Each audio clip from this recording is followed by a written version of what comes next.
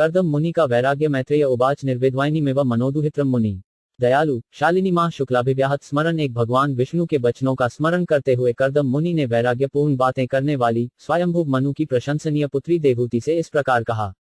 ऋषिरुताच माखिदो राजपृथ्वी थमामान्ना प्रत्यनिदिते भगवास्ते 5 क्षरों गर्भमधुरित संप्रपत्स्थते। 2 शब्दार्थ। मुनि ने कहा, हे राजकुमारी, तुम अपने आप से निराश न हो, तुम निस्संदेह प्रशंसनीय हो। अविनाशी पूर्ण पुरुषोत्तम भगवान शाकग्रही पुत्र रूप में तुम्हारे गर्भ में प्रवेश करेंगे। तात्पर्य, कर्दम मुनि ने अपनी पत्नी को ये सोचकर कि वह कितनी अभागी है, दुखी न रहने के लिए प्रेरणा दी, क्योंकि पूर्ण पुरुषोत्तम भगवान उसके शरीर से अवतार रूप में प्रकट होने जा रहे थे। धृतव्रतासि भद्गते दमैन नियमंच तपोद्रविंदनाश श्रद्धया चेश्वर भज। 3 शब्दार्थ। तुमने पवित्र व्रत धारण किए हैं, ईश्वर तुम्हारा कल्याण करे। अब तुम ईश्वर की पूजा अत्यंत श्रद्धा, संयम, नियम, तप तथा अपने धन के दान द्वारा करो। तात्पर्य, भगवान की कृपा प्राप्त करने अथवा आत्मिक दृष्टि से आगे बढ़ने के लिए मनुष्य को चाहिए कि आगे बताई गई विधि से आत्म संयम रखे, इंद्रिय तृप्ति पर संयम रखे तथा धार्मिक सिद्धांतों की विधियों एवं नियमों का पालन करे। संयम एवं तपस्या तथा संपत्ति का त्याग किए बिना मनुष्य को भगवत कृपा प्राप्त नहीं हो सकती। कर्दम मुनि ने अपनी पत्नी को उपदेश दिया, तुम्हें धार्मिक नियमों का पालन करते हुए दान देकर तपस्या पूर्वक भक्ति में तत्पर होना होगा, तभी परमेश्वर तुम पर प्रसन्न होंगे और तुम्हारे पुत्र रूप में अवतरित होंगे। सत्वयाराधिता शुक्लो वितवमांक यशया छेत्ताते हृदय ग्रंथि मौदयों ग्रहाभावन। 4 शब्दार्थ। तुम्हारे द्वारा पूजित होकर श्री भगवान मेरे नाम तथा यश का विस्तार करेंगे। वे तुम्हारे पुत्र बनकर तथा तुम्हें ब्रह्मज्ञान की शिक्षा देकर तुम्हारे हृदय में पड़ी गांठ को छीनकर देंगे। तात्पर्य, जब भगवान आध्यात्मिक ज्ञान का प्रसार करने के लिए आते हैं तो वे सामान्य रूप से किसी भक्त की सेवा से प्रसन्न होकर उसके पुत्र रूप में अवतरित होते हैं। पूर्ण पुरुषोत्तम भगवान सबके पिता हैं, अतः उनका कोई पिता नहीं, किंतु अपनी अचिंत्य शक्ति से वे किसी भक्त को अपना पिता बनाना तथा उसका वंशज बनना स्वीकार करते हैं। यहाँ पर कहा गया है कि आध्यात्मिक ज्ञान से हृदय की गांठ का छेदन हो जाता है। पदार्थ तथा आत्मा मिथ्या अहंकार की ग्रंथि से जुड़े रहते हैं। पदार्थ तथा आत्मा को एक करके मानना ही हृदय ग्रंथ कही जाती है और समस्त बद्ध जीवों में विद्यमान रहती है। ज्यों ज्यों विषयी जीवन के प्रति आसक्ति उत्पन्न होती है, त्यों त्यों ये ग्रंथि कसती जाती है। भगवान ऋषभदेव ने अपने पुत्रों को समझाया था कि यह भौतिक जगत स्त्री तथा पुरुष के मध्य आकर्षण के वातावरण के तुल्य है। यह आकर्षण हृदय में ग्रंथि का रूप धारण कर लेता है और भौतिक प्रेम के कारण ये गांठ और अधिक कस जाती है। उदाहरण के लिए धन, समाज, मित्रता तथा प्यार के पीछे दौड़ने वाले व्यक्तियों के लिए प्रेम की यह गांठ अत्यंत मजबूत हो जाती है। ये हृदय ग्रंथि केवल ब्रह्मभावना से अर्थात ऐसे उपदेश से जिससे आत्मज्ञान बढ़ता है छिन्न भिन्न होती है। इस ग्रंथि को काटने के लिए किसी भौतिक अखन शस्त्र की आवश्यकता नहीं पड़ती, वरन इसके लिए प्रामाणिक आध्यात्मिक उपदेश की आवश्यकता होती है। कर्दम मुनि ने अपनी पत्नी देवहूति को उपदेश दिया कि भगवान उसके पुत्र के रूप में प्रकट होंगे और भौतिक स्वरूप की ग्रंथि को काटने के लिए आध्यात्मिक ज्ञान का प्रसार करेंगे। मैत्रेय उवाच देवहूत्यपि संदेश गौरवेण प्रजाप्ते सम्यव श्रद्धाय पुरुष कुत्स्थंभज दुगुरुम। 5 शब्दार्थ। श्री मैत्रेय ने कहा, देवहूति में अपने पति कर्दम के आदेश के प्रति अत्यंत श्रद्धा तथा सम्मान था, क्योंकि वे ब्रह्मांड में मनुष्यों के उत्पन्न करने वाले प्रजापतियों में से एक थे। हे मुनि, इस प्रकार वह ब्रह्मांड के स्वामी घट घट के वासी श्री भगवान की पूजा करने लगी। तात्पर्य, यह आत्मबोध की प्रक्रिया है, मनुष्य को प्रामाणिक गुरु से उपदेश ग्रहण करना पड़ता है। कर्दम मुनि देवहूति के पति थे, किंतु आत्मसिद्धि कैसे प्राप्त की जाए इसका उपदेश करने के कारण स्वाभाविक रूप से वे गुरु भी थे। ऐसे अनेक उदाहरण विद्यमान हैं जहां पति गुरु बन जाता है। शिवजी भी अपनी प्रियतमा पार्वती के गुरु थे। पति को इतना ज्ञानी होना चाहिए कि वह कृष्ण भावनामृत में प्रबुद्ध करने में अपनी पत्नी का गुरु बन सके। सामान्यतया एक स्त्री पुरुष की अपेक्षा कम बुद्धिमान होती है, अतः यदि पति बुद्धिमान होता है तो खत्री को अपनी आध्यात्मिक उन्नति के लिए अच्छा अवसर प्राप्त होता है। यहाँ पर स्पष्ट कहा गया है कि मनुष्य को अत्यंत श्रद्धापूर्वक सम्यक श्रद्धाए गुरु से ज्ञान प्राप्त करना चाहिए और अत्यंत श्रद्धापूर्वक सेवा करनी चाहिए। श्री विश्वनाथ चक्रवर्ती ठाकुर ने भगवद गीता की टीका करते हुए गुरु उपदेश पर विशेष बल दिया है। मनुष्य को चाहिए कि गुरु उपदेश को अपना जीवन और आत्मा समझे। चाहे मुक्त हो या बद्ध, उसे चाहिए कि गुरु के अनुदेशों का श्रद्धापूर्वक पालन करे। ये भी कहा गया है कि ईश्वर सबों के हृदय में स्थित हैं। किसी को उन्हें बाहर ढूंढने को आवश्यकता नहीं है, वे तो वही हैं। मनुष्य को केवल श्रद्धापूर्वक गुरु के उपदेशानुसार पूजा में ध्यान लगाना चाहिए। इससे सारे प्रयास सफल होंगे। ये भी स्पष्ट है कि पूर्ण पुरुषोत्तम भगवा सामान्य बालक को तरह प्रकट नहीं होते, वे यावतु रूप में प्रकट होते हैं। जैसा कि भगवद गीता में कहा गया है, वरे अपनी आत्मा माया से प्रकट होते हैं। तो वे कब प्रकट होते हैं? जब वे भक्त की पूजा से प्रसन्न होते हैं तब। भक्त प्रार्थना कर सकता है कि वे उसके पुत्र रूप में जन्म लें। भगवान पर प्रत्येक हृदय में पहले से आसीन है, अतः यदि भगवान किसी भक्त के शरीर से प्रकट होते हैं, तो इसका यह अर्थ नहीं लगाना चाहिए कि अम्क खत्री उनकी माता हो गई। वे तो सदैव विद्यमान रहते हैं और अपने भक्त को प्रसन्न करने के लिए उसके पुत्र रूप में प्रकट होते हैं। तस्या बहुती थे काले भगवान मधुसूदन कार्द वीर्यमापन्नो जगेठग्निरिव दारुणी 6 शब्दार्थ अनेक वर्षों बाद मधुसूदन अर्थात मधु नामक असुर के संहारता पूर्ण पुरुषोत्तम भगवान कर्दम मुनि के वीर्य में प्रविष्ट होकर देवहूति के गर्भ में उसी प्रकार प्रकट हुए जिस प्रकार किसी यज्ञ के काष्ठ में से अग्नि उत्पन्न होती है। तात्पर्य, यहाँ ये स्पष्ट कहा गया है कि भगवान यद्यपि कर्दम मुनि के पुत्र रूप में प्रकट हुए, किंतु वे हैं सदैव पूर्ण पुरुषोत्तम भगवान ही रहते हैं। काष्ठ में अग्नि सदैव विद्यमान रहती है, किंतु एक निश्चित विधि से अग्नि प्रज्वलित की जाती है। इसी प्रकार ईश्वर सर्वव्यापी हैं। वे किसी भी वस्तु से प्रकट हो सकते हैं। वे अपने भक्त के वीर्य से प्रकट हुए। जिस प्रकार सामान्य जीवात्मा किसी जीवात्मा के वीर्य का आश्रय लेकर जन्म ग्रहण करता है, उसी प्रकार श्री भगवान अपने भक्त के वीर्य में स्थित होकर उसके पुत्र रूप में अवतरित होते हैं। इससे उनकी परम स्वतंत्रता प्रकट होती है। इससे ये कदापि लक्षित नहीं होता कि वे किसी के गर्भ से सामान्य जीवात्मा की तरह जन्म लेते हैं। भगवान नरसिंह हिरण्यकशिपु के महल के खभे से प्रकट हुए, भगवान वराह ब्रह्मा जी के नथुनों से उत्पन्न हुए और श्री कपिल कर्दम के वीर्य से उत्पन्न हुए। इससे यह नहीं समझ लेना चाहिए कि भगवान के प्राकट्य का स्रोत खभा, नथुना या वीर्य है। भगवान भगवान ही होते हैं। भगवान मधुसूदन वे सभी प्रकार के असुरों का वध करने वाले हैं और यदि किसी भक्त के पुत्र रूप में प्रकट भी होते हैं, तो भी भगवान ही बने रहते हैं। कार्दमम शब्द महत्वपूर्ण है, क्योंकि यह बताता है कि कर्दम तथा देवहूति की सेवा से उनका प्रेम था। किंतु हमें यह समझने को भूल नहीं करनी चाहिए कि वे सामान्य जीवात्मा को तरह कर्दम मुनि के वीर्य तथा देवहूति के गर्भ से उत्पन्न हुए थे। अवादंस द व्योमनी वादित्राणी घनाग्ना गायंती तसम गंधर्वा नृत्यंत्यप्सरसो मुदा 7 शब्दार्थ पृथ्वी पर उनके अवतरित होते समय आकाश में देवताओं ने वाद्ययंत्रों के रूप में जल बरसाने वाले मेघों से वाद्य संगीत की सी ध्वनियां बजाई। स्वर्गिक गवैये गंधर्वगण भगवान की महिमा का गान करने लगे और अप्सराओं के नाम से प्रसिद्ध स्वर्गिक नर्तकियां आनंद विभोर होकर नाचने लगीं। पेतु सुभंसो दिव्या खेचरेरापवजिता प्रसिदुष्ण दिश सर्वा अंभासी तर मनासी च 8 शब्दार्थ भगवान के प्राकट्य के समय आकाश में मुक्त रूप से विचरण करने वाले देवताओं ने फूल बरसाए। सभी दिशाएं, सभी सागर तथा सबों के मन परम प्रसन्न हुए। तात्पर्य, यहाँ ये ज्ञात होता है कि आकाश में ऐसी जीवात्माएं हैं जो बिना रोक टोक के वायु में विचरण कर सकती हैं। यद्यपि हम लग अंतरिक्ष में यात्रा कर सकते हैं, पर अनेक प्रकार के व्यवधान आते हैं, किंतु देवताओं के लिए ये व्यवधान नहीं है। श्रीमद्भागवत से हमें पता चलता है कि सिद्धलोक के बासी एक लोक से दूसरे को यात्रा बिना किसी व्यवधान के कर सकते हैं। जब कर्दम मुनि के पुत्र श्रीकपिल जी का जन्म हुआ तो उन्होंने पृथ्वी पर पुष्प वर्षा की। तत्कर्दमाश्रम पद सरस्वत्या परिष्ठितम स्वयंभू साक्मृषिभिर्मरीचादिभिरभ्ययात 9 शब्दार्थ सर्वप्रथम सृजित जीव ब्रह्मा मरीचि तथा अन्य मुनियों के साथ कर्दम के आश्रम गए, जो सरस्वती नदी से चारों ओर से घिरा था। तात्पर्य, ब्रह्मा को स्वयंभू कहा जाता है, क्योंकि वे भौतिक रूप से किसी माता पिता के बिना ही सूजित हैं। वे प्रथम जीव हैं, जो भगवान गर्भोत्क्षय विष्णु के नाभि कमल से उत्पन्न हैं। इसीलिए उन्हें स्वयंभू अर्थात स्वत जन्मा कहा जाता है।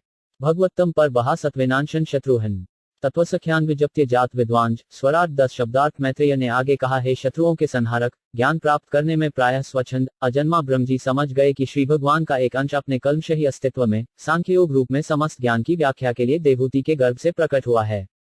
तात्पर्य, बृहद्गीता के 15वें अध्याय में बताया गया है कि भगवान स्वयं ही वेदांत सूत्र का संकलन करने वाले हैं और वे उसके पूर्ण ज्ञाता हैं। इसी प्रकार पूर्ण पुरुषोत्तम भगवान ने कपिल के रूप में प्रकट होकर सांख्य दर्शन का संकलन किया। एक नकली कपिल भी हैं जिनकी सांख्य दार्शनिक पद्धति प्रसिद्ध है, किंतु भगवान के अवतार श्री कपिल इस कपिल से भिन्न हैं। कर्दम मुनि के पुत्र कपिल ने अपने सांख्य दर्शन में न केवल भौतिक जगत वरन आध्यात्मिक जगत की अत्यंत सुस्पष्ट रूप से व्याख्या की है। ब्रह्मा इस तथ्य को जान गए, क्योंकि वे स्वराट अर्थात ज्ञान प्राप्त करने के लिए पूर्णतः स्वतंत्र हैं। वे इसीलिए स्वराट हैं, क्योंकि उन्होंने प्रत्येक वस्तु स्वत भीतर से सीखी। इसके लिए वे किसी स्कूल या कॉलेज में शिक्षा प्राप्त करने नहीं गए। इस ब्रह्मांड में ब्रह्मा के आदि जीव होने के कारण उनका कोई शिक्षक नहीं है। उनके शिक्षक स्वयं पूर्ण पुरुषोत्तम भगवान हैं, जो प्रत्येक प्राणी के हृदय में आसीन है। ब्रह्मा ने हृदय के भीतर स्थित परमेश्वर से प्रत्यक्ष ज्ञान प्राप्त किया। इसीलिए वे कभी कभी स्वराट तथा अज कहलाता है। यहाँ एक अन्य महत्वपूर्ण बात कही गई है। सत्वेनांशन जब पूर्ण पुरुषोत्तम भगवान प्रकट होते हैं, तो वे अपने साथ वैकुंठ का सारा सामान लेते आते हैं। फलत उनके नाम, रूप, गुण, सामग्री तथा परिचारक साथी दिव्य जगत से संबंधित रहते हैं। दिव्य जगत में ही वास्तविक सत्व अच्छाई है। भौतिक जगत में सत्व गुण कभी शुद्ध नहीं होता। सतोगुण के अस्तित्व के साथ ही काम तथा अविद्या का भी अल्पांश रहता है। आध्यात्मिक जगत में सत्व प्रधान अमिश्रित गुण है, अतः सत्व गुण शुद्ध सत्व कहलाता है। शुद्ध सत्व का ही अन्य नाम वासुदेव है, क्योंकि ईश्वर का जन्म वसुदेव से होता है। अन्य अर्थ यह है कि जब कोई सत्व गुण को प्राप्त होता है तो वह श्री भगवान के रूप, नाम, गुण, सामग्री तथा परिचारक को अच्छी तरह समझ सकता है। अंशन शब्द भी बताता है कि श्री भगवान श्री कृष्ण अपने एक अंश के भी अंश से कपिल देव के रूप में प्रकट हुए।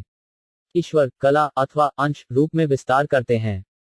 अंश का अर्थ प्रत्यक्ष विस्तार है और कला का अर्थ है विस्तार का भी विस्तार। विस्तार के भी विस्तार तथा पूर्ण पुरुषोत्तम भगवान उसी प्रकार से कोई अंतर नहीं है जैसे एक दीपक तथा दूसरे दीपक में कोई भेद नहीं है, तो भी जिस दीपक से सब जलते हैं वह आदि दीपक कहलाता है। इसीलिए श्री कृष्ण परब्रह्म तथा समस्त कारणों के कारण कहलाते हैं। सभाजन विशुद्धिं चेतसा तच्चिकीर्पितम् प्रहृष्टमानैः सुभी कर्दम चेदमभ्यधात 11 शब्दार्थ अवतार रूप में भगवान के अभिप्रेत कार्यकलापों के लिए प्रमुदित इंद्रियों तथा विशुद्ध हृदय से परमेश्वर की पूजा करके ब्रह्मा जी ने कर्दम तथा देवहूति से इस प्रकार कहा। तात्पर्य, जैसा कि भगवद्गीता के 4th अध्याय में बताया गया है, जो मनुष्य श्री भगवान के दिव्य कार्यों, उनके प्राकट्य तथा अंतर्धान होने को समझ लेता है उसे मुक्त समझना चाहिए। अतः ब्रह्मा मुक्त जीव हैं। यद्यपि वे इस विश्व के प्रभारी हैं, किंतु वे पूर्णतः सामान्य जीवात्मा की तरह नहीं हैं। चूंकि वे अधिकांश सामान्य जीवात्माओं को मूर्खताओं से मुक्त हैं, अतः उन्हें श्री भगवान के प्राकट्य का ज्ञान था, इसीलिए उन्होंने भगवान के कार्यों की पूजा की और प्रसन्न मन से कर्दम मुनि की प्रशंसा की, क्योंकि उनके पुत्र कपिल के रूप में भगवान ने अवतार ले लिया था। अतः जो मनुष्य पूर्ण पुरुषोत्तम भगवान का पिता बन सकता है, वह अवश्य ही महान भक्त है। एक ब्राह्मण ने एक श्लोक पढ़ा जिसमें वह कहता है कि वह न तो वेद जानता है और न पुराण, न उसकी इनमें रुचि है, वह तो नंद महाराज में प्रीति रखता है, जो श्री कृष्ण के पिता स्वरूप प्रतीत होते हैं। वह ब्राह्मण नंद महाराज की पूजा करना चाहता था, क्योंकि उसके आंगन में श्री भगवान घुटनों के बल चल रहे थे। ऐसे होते हैं भक्तों के कुछ उत्तम उद्गार। यदि कोई मान्य भक्त श्री भगवान को पुत्र रूप में उत्पन्न करे तो उसकी भी प्रशंसा की जानी चाहिए। इसीलिए ब्रह्मा ने न केवल भगवान के अवतार कपिल की पूजा की, वरन उनके पिता कर्दम मुनि की भी प्रशंसा की। बर्ह्योवाच त्वया मेदपचितितात् कल्पिता निर्व्यलीकता यन्मे सजहजगृहे वाक्य भवान मद मानयन 12 शब्दार्थ। ब्रह्मा जी ने कहा, प्रिय पुत्र कर्दम, चूंकि तुमने मेरे उपदेशों का आदर करते हुए उन्हें बिना किसी द्वैत के स्वीकार किया है, अतः तुमने मेरी समुचित तरह से पूजा की है। तुमने मेरे सारे उपदेशों का पालन किया है, ऐसा करके तुमने मेरा सम्मान किया है। तात्पर्य, ब्रह्मा जी इस ब्रह्मांड के प्रथम जीवात्मा के रूप में सबों के गुरु माने जाते हैं। वे सभी जीवों के अर्थात पिता सृष्टा भी हैं। कर्दम मुनि प्रजापतियों में से एक हैं और वे ब्रह्मा के पुत्र भी हैं। ब्रह्मा कर्दम की इसीलिए प्रशंसा करते हैं, क्योंकि उसने अपने गुरु को आज्ञाओं को किसी प्रकार के कपट के बिना पूर्ण रूप में पालन किया था। भौतिक जगत में बद्ध जीव का सबसे बड़ा दुर्गुण है ठगना। उसमें 4 दुर्गुण होते हैं। वह त्रुटि करता है, मोहग्रस्त होता है, उस समय अन्यों को ठगने की प्रवृत्ति होती है और उसकी इंद्रियां अपूर्ण होती हैं। किंतु यदि कोई परंपरा प्रणाली से गुरु की आज्ञा का पालन करता है तो वह इन दुर्गुणों पर विजय प्राप्त कर लेता है। अतः प्रामाणिक गुरु से प्राप्त ज्ञान ठगी नहीं है। ब्रह्मा जी को यह भली भांति ज्ञात था कि कर्दम मुनि उनकी आज्ञाओं का अक्षरशः पालन कर रहे थे और इस प्रकार वे अपने गुरु को वास्तविक सम्मान प्रदान कर रहे थे। गुरु के सम्मान का अर्थ ही है उसके आदेशों का अक्षरशः पालन। अतावैव शुश्रूषा कार्या पितरी पुत्र कह वामित्यनमेत गौरवेण गुरोपचः 13 शब्दार्थ। पुत्रों को अपने पिता की ऐसी ही सेवा करनी चाहिए। पुत्र को चाहिए कि अपने पिता या गुरु के आदेश का पालन सम्मानपूर्वक जो आज्ञा कहते हुए करे। तात्पर्य, इस श्लोक में 2 शब्द अत्यंत महत्वपूर्ण हैं, एक तो पितरी और दूसरा गुरु। पुत्र अथवा शिष्य को चाहिए कि वह अपने पिता या गुरु के वचनों को बिना झिझक के माने। पिता अथवा गुरु जो कुछ भी आदेश दे उस पर बिना तर्क के हाँ कह दे। ऐसा कोई अवसर नहीं आना चाहिए जब शिष्य या पुत्र यह कहे, यह उचित नहीं है, मैं इसे नहीं कर सकता। यदि वह ये कहता है तो वह पतित हो चुका है। पिता तथा गुरु का समान पद है, क्योंकि गुरु दूसरा पिता होता है। उच्च वर्ग के लोग द्विज 2 बार जन्मा कहलाते हैं। जब भी जन्म की बात उठेगी पिता का होना आवश्यक होगा। पहला जन्म तो वास्तविक पिता के कारण होता है, किंतु दूसरा जन्म गुरु द्वारा ही संभव हो पाता है। कभी पिता तथा गुरु एक ही व्यक्ति हो सकते हैं, तो कभी कभी भिन्न भिन्न। प्रत्येक अवस्था में पिता या गुरु की आज्ञा का तुरंत हाँ करते हुए पालन होना चाहिए। उसमें किसी प्रकार का तर्क नहीं करना चाहिए। यही गुरु तथा पिता की असली सेवा है। विश्वनाथ चक्रवर्ती ठाकुर ने कहा है कि गुरु की आज्ञा शिष्यों के लिए जीवन और आत्मा तुल्य है। जिस प्रकार मनुष्य शरीर से आत्मा को पृथक नहीं कर सकता, उसी प्रकार शिष्य अपने जीवन से गुरु आज्ञा को दूर नहीं कर सकता। यदि शिष्य इस प्रकार से गुरु उपदेश का पालन करता है तो वह अवश्य सिद्ध बनेगा। उपनिषदों में इसको पुष्टि हुई है, जो लोग श्री भगवान तथा अपने गुरु में श्रद्धा रखते हैं उन्हें वैदिक शिक्षा स्वतः प्राप्त हो जाती है। कोई भौतिक दृष्टि से भले ही अनपढ़ हो, किंतु यदि उसे गुरु के साथ ही साथ पूर्ण पुरुषोत्तम भगवान पर उसकी श्रद्धा है, तो उसके समक्ष शास्त्रों का ज्ञान तुरंत प्रकट हो जाता है। इमरा दुहित्रा सत्यस्तव वत्सु मध्यमा सर्गमेत प्रभाव है स्वबृहयशंत्यमेक था 94 शब्दार्थ। तब ब्रह्मा जी ने कर्दम मुनि की 9 कन्याओं की प्रशंसा ये कहकर कि तुम्हारी सभी तन्वगी कन्याएं निस्संदेह साध्वी हैं। मुझे विश्वास है कि वे अनेक प्रकार से अपने वंशों द्वारा इस सृष्टि का वर्धन करेंगी। तात्पर्य, सृष्टि के प्रारंभ में ब्रह्मा जी जनसंख्या में वृद्धि के लिए चिंतित रहते ही थे, और जब उन्होंने देखा कि कर्दम मुनि के पहले से 9 सुंदर कन्याएं हो चुकी हैं, तो उन्हें आशा बंधी कि इन कन्याओं से अनेक संतानें उत्पन्न होंगी, जो सृष्टि करने का कार्यभार संभालेंगी। अतः वे उन्हें देखकर प्रसन्न थे। सुमध्यमा शब्द का अर्थ है सुंदर खत्री की उत्तम कन्या। यदि स्त्री की कमर पतली हो तो वह अत्यंत सुंदरी मानी जाती है। कर्दम मुनि की समस्त कन्याएं ऐसी ही सुंदरी थीं। अत्स्त्वमृषि मुखेभ्यो यथाशील यथारुचि आत्मजा परिदेहद्य विस्तृणी ही यशो भुवि 15 शब्दार्थ। अतः आज तुम इन पुत्रियों को उनके स्वभाव तथा उनकी रुचियों के अनुसार श्रेष्ठ मुनियों को प्रदान कर दो और इस प्रकार सारे ब्रह्मांड में अपना सुयश फैलाओ। तात्पर्य, 9 मुख्य ऋषि हैं मरीचि, अत्रि, अंगिरा, पुलस्त्य, पुल, क्रतु, भूगु, वशिष्ठ तथा अथर्वा। ये ऋषि सर्वाधिक महत्वपूर्ण हैं और ब्रह्मा यही चाह रहे थे कि कर्दम मुनि अपनी कन्याओं को इन्हीं ऋषियों को प्रदान कर दें। यहाँ पर प्रयुक्त 2 शब्द अत्यंत सार्थक हैं, यथाशीलम तथा यथारुचि। कन्याओं को आंख मूंद कर ऋषियों को नहीं दे दिया जाना चाहिए, वरन उनके शील तथा रुचि के अनुसार। पुरुष तथा खत्री को मिलाने की यही कला है। मात्र विषयी जीवन के आधार पर स्त्री तथा पुरुष का संयोग नहीं होना चाहिए। अनेक अन्य विचारणीय बातें होती हैं, जिनमें शील तथा रुचि प्रमुख हैं। यदि उनके शील तथा रुचि पृथक पृथक हुए तो ऐसे युगल सदैव दुखी रहते हैं। अभी 40 वर्ष पूर्व तक भारतीय विवाहों में पहले वर तथा कन्या के शील तथा गुण पर विचार होता था और तब उन्हें ब्याह की अनुमति दी जाती थी। ये दोनों पक्षों के माता पिता के निर्देशन में होता था। माता पिता ज्योतिष के अनुसार वर तथा कन्या के शील तथा रुचि का निर्धारण करा लेते थे और जब वे मिल जाते थे तभी ब्याह होता था। अन्य विचार गौण होते थे। सृष्टि के प्रारंभ में ब्रह्मा जी ने भी इसी पद्धति की सलाह दी, तुम अपनी कन्याओं को शील तथा रुचि के अनुसार ऋषियों के साथ ब्याहो। ज्योतिष गणना के अनुसार मनुष्य को देवता या असुर की श्रेणी में वर्गीकृत किया जाता है। इस प्रकार पति पत्नी का चुनाव होता था। दैव गुण वाली कन्या को दैव गुण वाले वर को प्रदान करना चाहिए। इसी प्रकार आसुरी गुण वाली कन्या को असुर गुण वाले वर को प्रदान किया जाना चाहिए, तभी वे सुखी रहेंगे। किंतु यदि कन्या असुर गुण वाली हुई और लड़का दैव गुण वाला, तो ये जोड़ा बेमेल होगा, वे ऐसे ब्याह से कभी सुखी नहीं रह पाएंगे। आज के समय में लड़कों तथा लड़कियों का विवाह उनके चरित्र तथा गुण को देखकर नहीं किया जाता, इसीलिए वे सुखी नहीं रहते और तलाक होते रहते हैं। भागवत के 12वें स्कंध में यह भविष्यवाणी की गई है कि इस कलयुग में कामवासना के आधार पर विवाह होंगे। जब लड़के तथा लड़की की कामवासना से आनंद लेते हैं तो वे ब्याह करते हैं, और यदि उसमें कोई कमी रह जाती है तो वे विलग हो जाते हैं। ऐसा ब्याह कोई ब्याह नहीं, ये तो कुत्तों तथा बिल्लियों का सा नर तथा मादा का मिलन है। अतः आधुनिक युग में जो संतानें उत्पन्न हो रही हैं, वे सही अर्थों में मनुष्य नहीं हैं। मनुष्य को तो द्विजन्मा होना ही चाहिए। पहले बच्चे को उत्तम माता तथा पिता जन्म देते हैं और फिर गुरु तथा वेद उसे दूसरा जन्म देते हैं।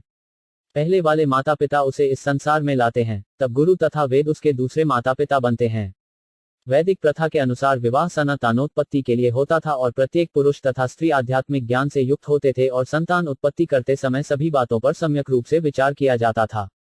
वेदाह माध्यम पुरुषमवतीर्ण स्वमाया भूतानन शेवधि देह विश्राण कपिल मुनि 16 शब्दार्थ। हे कर्दम मुनि, मुझे ज्ञात है कि अब आदि पूर्ण पुरुषोत्तम भगवान अपनी अंतरंगा शक्ति से अवतार रूप में प्रकट हुए हैं।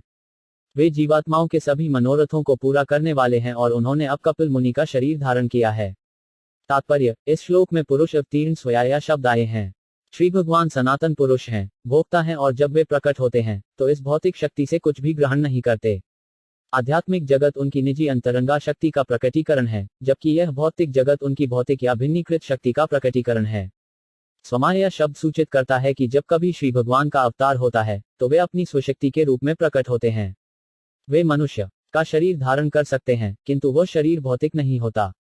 इसीलिए भगवद्गीता में स्पष्ट उल्लेख है कि केवल मूर्ख तथा धूर्त अर्थात मूढ़ ही श्री कृष्ण के शरीर को सामान्य मनुष्य का शरीर समझते हैं। शेवधिम शब्द का अर्थ है कि वह समस्त जीवों की आवश्यकताओं को प्रदान करने वाला है। वेदों में भी उल्लेख है कि भगवान प्रधान पुरुष हैं और अन्य जीवों की समस्त आवश्यकताओं को पूरा करने वाले हैं। अन्य सभी आवश्यकताओं की पूर्ति करने के कारण वे ईश्वर कहलाते हैं। परम पुरुष भी व्यक्ति है, वह निराकार नहीं है। जिस प्रकार हम पृथक पृथक व्यक्तित्व हैं उसी प्रकार भगवान भी पृथक हैं, किंतु वे परम पुरुष हैं। ईश्वर तथा सामान्य जीवात्माओं में यही अंतर है। ज्ञान विज्ञान योगेन कर्मणामुधरंजटा हिरण्यकेशः पद्माक्ष पद्ममुद्रा पदाम्बुज 97 शब्दार्थ सुनहले बाल, कमल की पंखड़ियों जैसे नेत्र तथा कमल के पुष्प से अंकित कमल के समान चरण वाले कपिल मुनि अपने योग तथा शास्त्रीय ज्ञान के व्यवहार से इस भौतिक जगत में कर्म की इच्छा को समूल नष्ट कर देंगे। तात्पर्य, इस श्लोक में कपिल मुनि के कार्यों तथा शारीरिक लक्षणों का सुंदर वर्णन हुआ है।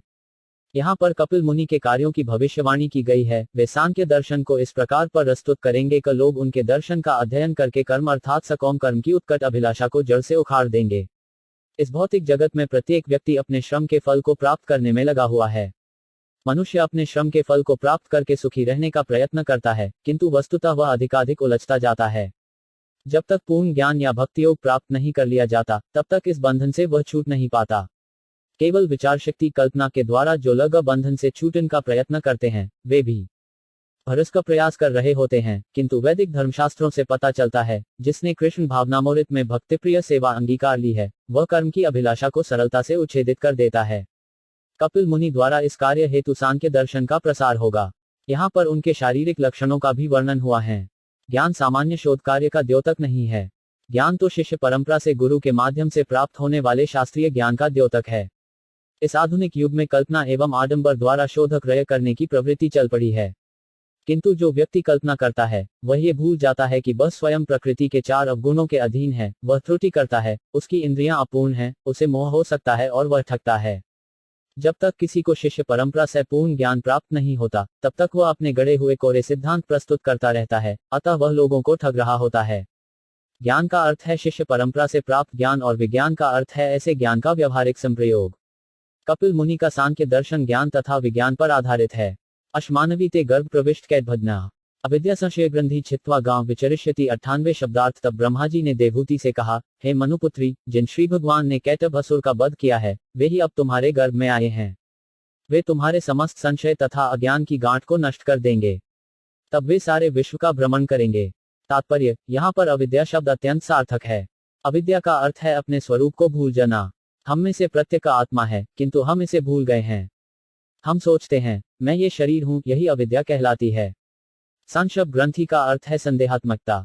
जब आत्मा अपने को भौतिक जगत से अभिन्न मानता है, तो संदेहात्मकता की ग्रंथि जकड़ती जाती है। यही ग्रंथ अहंकार कहलाती है, अर्थात पदार्थ तथा आत्मा का गठबंधन। शिष्य परंपरा से प्राप्त समुचित ज्ञान तथा उस ज्ञान के समुचित अनुशीलन से ही मनुष्य पदार्थ तथा आत्मा के गठबंधन से मुक्त हो सकता है। ब्रह्मा ने देवहूति को आश्वासन दिया कि उसका पुत्र उसे ज्ञान प्रदान करेगा और फिर सांख्य दर्शन की पद्धति का वितरण करने के लिए सारे विश्व का भ्रमण करेगा। संशय शब्द का अर्थ संदेहास्पद ज्ञान है। काल्पनिक तथा छद्मय योग संबंधी ज्ञान संशयात्मक होता है। आज के समय में तथाकथित योग पद्धति इस भावना पर आधारित है कि शारीरिक संरचना के विभिन्न अंगों के संचालन से मनुष्य ईश्वर बन सकता है। बौद्धिक कल्पनावादी भी ऐसा ही सोचते हैं, किंतु वे सभी संशयग्रस्त रहते हैं। वास्तविक ज्ञान का प्रतिपादन भगवद गीता में हुआ है। केवल कृष्ण भावना भावित बनो, कृष्ण की ही पूजा करो और कृष्ण के भक्त बन जाओ, यही असली ज्ञान है। और जो भी इस पद्धति का अनुकरण करता है, वह निश्चित रूप से सिद्ध बन जाता है। अय सिद्ध गणाधीश साख्याचार्य सुसिम्मतः लोकय कपिल हत्याख्या गंताते कीर्तिवर्धन 19 शब्दार्थ। तुम्हारा पुत्र समस्त सिद्धगणों का अग्रणी होगा। वह वास्तविक ज्ञान का प्रसार करने में दक्ष आचार्यों द्वारा मान्य होगा और मनुष्यों में वह कपिल नाम से विख्यात होगा। देवहूति के पुत्र रूप में वह तुम्हारे यश को बढ़ाएगा। तात्पर्य, सांख्य दर्शन देवहूति के पुत्र कपिल द्वारा प्रतिपादित दार्शनिक पद्धति है। दूसरे कपिल, जो देवहूति के पुत्र नहीं हैं, नकली हैं। ये ब्रह्मा का कथन है और चूंकि हम ब्रह्मा की शिष्य परंपरा से संबंधित हैं, अतः हमें उनके कथन को स्वीकार करना चाहिए कि असली कपिल देवहूति के पुत्र थे और वास्तविक सांख्य दर्शन का सूत्रपात उन्हीं के द्वारा हुआ, जिसे आध्यात्मिक प्रवर्ग के संचालक आचार्य लग स्वीकार करेंगे।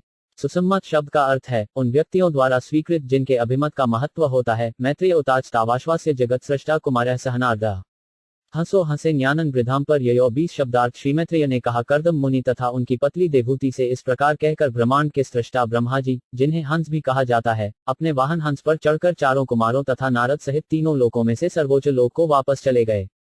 तात्पर्य, यहाँ पर हंसे ज्ञानन शब्द अत्यंत सार्थक हैं। जिस विमान से ब्रह्मा बाह्य आकाश में यात्रा करते हैं वह हंसयान है और हंस की आकृति से मिलता जुलता है। ब्रह्मा को हंस भी कहा जाता है क्योंकि वे प्रत्येक वस्तु के सार को ग्रहण कर सकते हैं। उनका धाम तब्रिधाम परमम कहलाता है। ब्रह्मांड के 3 विभाग हैं, उच्चतर लोक, मध्यलोक तथा निम्नलोक, किंतु उनका धाम सिद्ध लोक अर्थात उच्चतर लोक से भी ऊपर है। वे अपने लोकचरों कुमारों तथा नारद के सहित वापस चले गए, क्योंकि उनका ब्याह नहीं होना था। अन्य ऋषि जो उनके साथ आए थे, यथा मारीची तथा अत्रि, वे वहीं रहे, क्योंकि उनका विवाह कर्दम की कन्याओं के साथ होना था, परंतु उनके अन्य पुत्र सनत, सनक, सनंदन, सनातन तथा नरद उनके हंसयान से उनके साथ ही वापस चले गए। चारों कुमार तथा नारद नैष्टिक ब्रह्मचारी हैं। नैष्टिक ब्रह्मचारी वह है जो कभी अपना वीर्य नष्ट नहीं होने देता। उन्हें अपने अन्य भाइयों मारीची तथा अन्य ऋषियों के विवाहोत्सव में सम्मिलित नहीं होना था, इसीलिए वे अपने पिता हंस के साथ वापस चल गए। गते शतधूरितो क्षतः कर्दमस्तेन चोदितः यथोदितम स्वगृहीतुः प्रादाद्विश्व सुजाततः 25 शब्दार्थ है। विदुर ब्रह्मा जी, कर्दम मुनि ने अपनी 9 पुत्रियों को ब्रह्मा द्वारा दिए गए आदेशों के अनुसार 9 ऋषियों को प्रदान कर दिया, जिन्होंने इस संसार के मनुष्यों का सृजन किया। मरीचे कला प्रादादन सुयाम धात्रे श्रद्धामर्दिस्य यच्छत्पुलस्त्याय हविर्भुवम 22 पुलहाय गति युक्ता कत्वे च क्रियासतीम ख्याति च भूग 5 यच्छत्थसिष्ठाय परुंतीम 23 शब्दार्थ। कर्दम मुनि ने अपने पुत्री कला को मारीची को और दूसरी कन्या अनुसुया को अत्रि को समर्पित कर दिया। श्रद्धा, हविर्भूग, गति, क्रिया, ख्याति तथा अरुंधति नामक कन्याएं क्रमशः अंगिरा, पुलस्त्य, पुल, क्रतु, भूगु और वशिष्ठ को प्रदान की गई। अथर्व ने 5 ददाचारनीति यया यज्ञों वित्न्यते विप्रशभान कृत्वाधांसदारांस्मलालेतु 24 शब्दार्थ उन्होंने शांति अथर्वा को प्रदान की। शांति के कारण यज्ञ अच्छी तरह संपन्न होने लगे। इस प्रकार उन्होंने अग्रणी ब्राह्मणों से उन सबका विवाह कर दिया और पत्नियों सहित उन सबका पालन करने लगे। तत्स्त्रिशय क्षत कृतदारा निम्रियतम प्रातिष्ठन्नंदिमापन्ना स्वम स्वमाश्रम मंडलम 25 शब्दार्थ है। विदुर, इस प्रकार विवाहित होकर ऋषियों ने कर्दम से विदा ली और वे प्रसन्नतापूर्वक अपने अपने आश्रम को चले गए। स चावतीर्ण त्रियुग्माज्ञाय विबुधर्षभम विविक्त उपसद्भम्य प्रणम्य संभाषत 26 शब्दार्थ। जब कर्दम मुनि ने समझ लिया कि सब देवताओं के प्रधान पूर्ण पुरुषोत्तम भगवान विष्णु ने अवतार लिया है, तो वे एकांत स्थान में जाकर उन्हें नमस्कार करते हुए इस प्रकार बोले। तात्पर्य, भगवान विष्णु को त्रियुग कहते हैं। वे 3 युगों सत्य, जता तथा द्वापर में प्रकट होते हैं, किंतु कलयुग में नहीं प्रकट होते। लेकिन प्रहलाद महाराज की स्तुतियों से समझ में आता है कि वे भक्त के वेश में कलयुग में प्रकट होते हैं। भगवान चैतन्य ही वे भक्त हैं, किंतु उन्होंने कभी इस भेद को प्रकट नहीं किया कि कृष्ण भक्त के रूप में प्रकट हुए हैं। फिर भी रूप गोस्वामी ने उन्हें पहचान लिया, क्योंकि भगवान अपने को शुद्ध भक्त से छिपा नहीं पाते। जब रूप गोस्वामी ने पहली बार भगवान चैतन्य को नमस्कार किया तभी उनको पहचान गए थे। वे जान गए कि भगवान चैतन्य स्वयं श्री कृष्ण थे, अतः उन्होंने इन शब्दों में उनको प्रणाम किया। मैं श्री कृष्ण की प्रार्थना करता हूँ जो अब भगवान चैतन्य के रूप में प्रकट हुए हैं। प्रहमद महाराज की स्तुतियों से भी इसकी पुष्टि होती है। वे कलयुग में प्रत्यक्ष रूप में नहीं वरन भक्त के रूप में प्रकट होते हैं, इसीलिए विष्णु त्रियुग कहलाते हैं। त्रियुग की एक अन्य व्याख्या है, जिसके अनुसार भगवान में 3 युग्म दैवी गुण पाए जाते हैं, जिनके नाम हैं शक्ति तथा समृद्धि, दया तथा यश और बुद्धि तथा शांति। श्रीधर स्वामी के अनुसार भगवान के ऐश्वर्य के 3 जोड़े इस प्रकार हैं: समस्त धन तथा समस्त शक्ति, संपूर्ण यश तथा समग्र सौंदर्य तथा समग्र बुद्धि और समग्र त्याग। त्रियुग की विभिन्न व्याख्याएं हैं, किंतु समस्त विद्वानों ने इसका अर्थ विष्णु माना है। जब कर्दम मुनि जान गए कि उनका पुत्र कपिल साक्षात विष्णु है, तो उन्होंने उसको प्रणाम करना चाहा। अतः जब कपिल अकेले थे तो उन्होंने इस प्रकार से प्रणाम किया और अपने मन की बातें कहीं। अहो पापचमाना न निरे स्वैंडुले कालीन भुएसा नून प्रसीदमती देवता 27 शब्दार्थ। कर्दम मुनि ने कहा, ओह, इस ब्रह्मांड के देवता लंबी अवधि के बाद कष्ट में पड़ी हुई उन आत्माओं पर प्रसन्न हुए हैं जो अपने कुकृत्यों के कारण भौतिक बंधन में पड़े हुए हैं। तात्पर्य, ये भौतिक जगत दुख का स्थान है, जो बद्ध जीवों द्वारा स्वयं किए गए कुकर्मों के कारण है। ये दुख उन पर बाहर से नहीं लादे जाते, अपितु बद्ध जीव अपने कर्मों से अपने दुखों को उत्पन्न करते हैं। जंगल में आग स्वत लगती है, ऐसा नहीं है कि कोई वहां जाता है और आग लगाता है। वृक्षों की रगड़ से आग स्वत उत्पन्न होती है। जब इस संसार रूपी जंगल को अग्नि से अत्यधिक ताप उत्पन्न होता है, तो ब्रह्मा समेत सभी देवता इससे त्रस्त होकर परमेश्वर अर्थात पूर्ण पुरुषोत्तम भगवान के पास जाते हैं और इस स्थिति से उबारने के लिए प्रार्थना करते हैं। तब श्री भगवान अवतरित होते हैं। 10 सारे शब्दों में कहा जा सकता है कि जब देवतागण बद्ध जीवों के कष्टों को देखकर दुखी होते हैं, तो इनसे उद्धार पाने के लिए वे श्री भगवान के पास पहुंचते हैं और श्री भगवान का अवतार होता है। और जब श्री भगवान अवतरित होते हैं तो सभी देवता प्रसन्न होते हैं। अतः कर्दम मुनि ने कहा, अनेक वर्षों तक मानवीय कष्टों के सहने के बाद अब सभी देवता प्रसन्न हुए हैं। कईयों की श्री भगवान के अवतार कपिल देव प्रकट हुए हैं। बहुजन्म विपक्वेन सम्यक योग समाधना दृष्टम बतंते यतय शून्यागरिषु यत्पदम 28 परिपक्व योगी जन योग समाधि में अनेक जन्म लेकर एकांत स्थानों में रहकर श्री भगवान का चरण कमलों को देखने का प्रयत्न करते रहते हैं। तात्पर्य, यहाँ पर योग के संबंध में कुछ महत्वपूर्ण बातें कही गई हैं। बहुजन्य विपक्वेन शब्द का अर्थ है जन्म जन्मांतरों तक प्रौढ़ योगाभ्यास। एक अन्य शब्द है सम्यक योग समाधना, जिसका अर्थ है योग पद्धति का पूर्ण अभ्यास। योग के पूर्ण अभ्यास का अर्थ है भक्ति योग, और जब तक मनुष्य भक्ति योग को प्राप्त नहीं होता अथवा श्री भगवान की शरण में नहीं जाता, तब तक उसका योगाभ्यास पूर्ण नहीं होता। श्रीमद्भगवद्गीता में इसको पुष्टि को गई है। बहुनाम जन्मनाम अंते, अनेक जन्मों के बाद दिव्य ज्ञान में पकत निष्णात ज्ञानी श्री भगवान की शरण में जाता है। कर्दम मुनि इसी कथन को दोहराते हैं। अनेकानेक वर्षों तथा अनेकानेक जन्मों तक योगाभ्यास करने पर मनुष्य एकांत स्थान में परमेश्वर के चरण कमलों का दर्शन कर पाता है। केवल कुछ आसन कर लेने से कोई तुरंत सिद्ध नहीं बन जाता।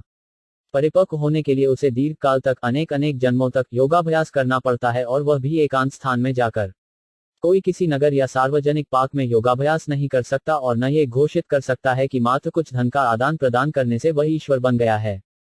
ये बेढंगा प्रचार है। जो असली योगी हैं वे एकांत स्थान में जाकर अभ्यास करते हैं और अनेकानेक जन्मों के बाद तभी सफल होते हैं जब वे श्री भगवान की शरण ग्रहण करते हैं। यही योग की पूर्णता है। स एवं भगवान हेलन न गण्य न गृहेषु जातो ग्राम्याणा यह स्वाना पक्षपोषण। 29 शब्दार्थ। हम जैसे सामान्य गृहस्थों की उपेक्षा का ध्यान न करते हुए वही श्री भगवान अपने भक्तों की सहायता के लिए ही हमारे घरों में प्रकट होते हैं।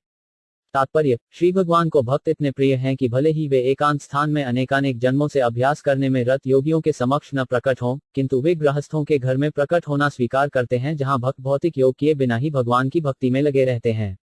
दूसरे शब्दों में, भक्तिमय सेवा करना इतना सरल है कि गृहस्थ भी श्री भगवान को अपने परिवार के सदस्य के रूप में, अपने पुत्र रूप में देख सकता है, जैसा कि कर्दम मुनि को अनुभव हुआ। योगी होते हुए भी वे गृहस्थ थे, किंतु तो भी उन्हें अपने पुत्र कपिल मुनि के रूप में श्री भगवान का अवतार देखने को मिला। भक्ति योग ऐसी शक्तिमान दिव्य विधि है जो दिव्य साक्षात्कार की अन्य सभी विदष्टियों से श्रेष्ठ है। इसीलिए भगवान कहते हैं कि वे न तो वैकुंठ में रहते हैं, न योगी के हृदय में, वरन वे वहां वास करते हैं जहां शुद्ध भक्त निरंतर उनका जप और गुणगान करते रहते हैं। श्री भगवान भक्तवत्सल कहे जाते हैं। उन्हें कभी भी ज्ञानी वत्सल या योगी वत्सल नहीं कहा जाता। वे सदैव भक्तवत्सल इसलिए कहे जाते हैं क्योंकि अन्य दिव्य ज्ञानियों को अपेक्षा भक्तों के प्रति उनका अधिक झुकाव रहता है। भगवद्गीता में इसकी पुष्टि हुई है कि केवल भक्त ही भगवान को यथा रूप समझ सकते हैं। भक्त्या माम अभिजानाति, मनुष्य मुझे केवल भक्ति योग से जान सकता है, अन्यथा नहीं। ऐसा जानना ही वास्तविक है। कईयों की ज्ञानी लोग भगवान के ऐश्वर्य या शारीरिक कांति को ही जान सकते हैं और योगी आंशिक रूप से श्री भगवान को प्राप्त कर पाते हैं, किंतु भक्त को न केवल पूर्ण पुरुषोत्तम भगवान का बोध होता है, वरन उनकी प्रत्यक्ष संगति भी प्राप्त होती है। स्वीयं वाक्यकृत कर्तुम व तीनों 5 सी में गृहे चिकीर्ष भगवाज्ञान भक्ताना मानवर्धन। 30 कर्दम मुनि ने कहा, सदैव अपने भक्तों का मानवर्धन करने वाले मेरे प्रिय भगवान, आप अपने वचनों को पूरा करने तथा वास्तविक ज्ञान का प्रसार करने के लिए ही मेरे घर में अवतरित हुए हैं। तात्पर्य, कर्दम मुनि की योग साधना के बाद जब भगवान उनके समक्ष प्रकट हुए तो उन्होंने वचन दिया कि वे उनके पुत्र बनेंगे। अतः अपने वचन को पूरा करने के लिए ही वे कर्दम मुनि के पुत्र रूप में अवतरित हुए। उनके प्रकट होने का अन्य कारण था चिकीय भीवान ज्ञानम, ज्ञान का वितरण करना। इसीलिए वे भक्ताना मानवर्धन कहलाते हैं, अर्थात वे भक्तों के मान को बढ़ाते हैं। सांख्य का वितरण करके वे भक्तों का मानवर्धन करेंगे। अतः सांख्य दर्शन कोरा शुष्क ज्ञान नहीं है। सांख्य दर्शन का अर्थ है भक्ति योग। यदि सांख्य भक्ति योग के हेतु नहीं था तो भक्तों का मान किस प्रकार बढ़ा होता। भक्त ज्ञान में रुचि नहीं रखते, अतः कपिल मुनि द्वारा प्रतिपादित सांख्य मनुष्य को उनकी भक्ति में दृढ़ बनाने के निमित्त है। असली ज्ञान तथा वास्तविक मुक्ति तो श्री भगवान की शरण में जाना और उनकी भक्तिमय सेवा में तत्पर होना है। ताने तेभिरूपाणी रूपाणी भगवन स्तव यानी कन रोचनते स्वजनानाम रूपेण। 31 शब्दार्थ है भगवन, यद्यपि आपका कोई भौतिक रूप नहीं है, किंतु आपके अपने ही अनंत रूप हैं।